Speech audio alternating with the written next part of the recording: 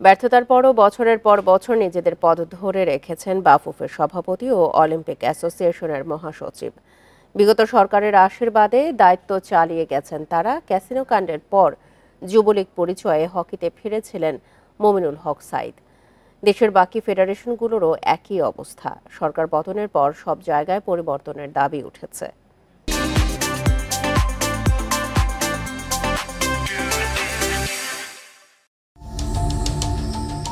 শেখ হাসিনার পদত্যাগের পর বাংলাদেশে নতুনত্বের ছোঁয়া লেগেছে।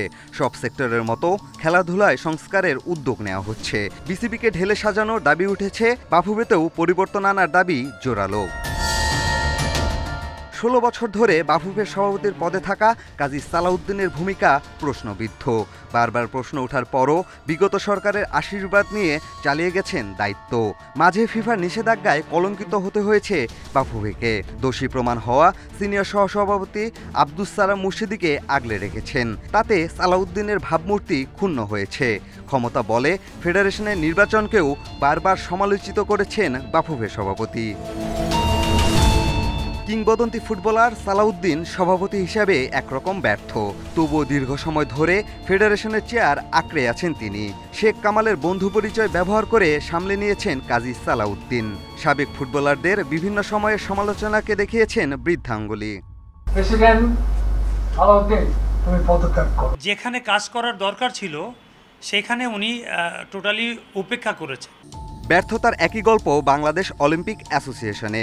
সেখানেও ২০১৩ থেকে টানা তৃতীয় মেয়াদে মহাসচিবের দায়িত্বে থাকা শেখ কামালের আরেক সহচর সৈয়দ শাহেদ রেজা বদলাতে পারেননি ফেডারেশনগুলোর চেহারা, অথচ দায়িত্ব ছাড়েননি। তার উপরেও ছিল আওয়ামী লীগ সরকারের সুদৃষ্টি। সরকার পতনের পর বিভিন্ন ফেডারেশনে আসা যাওয়া শুরু করেছেন বিক্ষুব্ধ সাবেকরা। অ্যাথলেটিক্স, হকি সহ অনেক ফেডারেশনেই নতুন নেতৃত্ব আনার প্রক্রিয়া শুরু হয়েছে।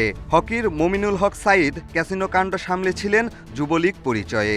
সেখানেও পরিবর্তন অনিবার্য। পিয়াস সাহা, ইন্ডিপেন্ডেন্ট নিউজ, ঢাকা।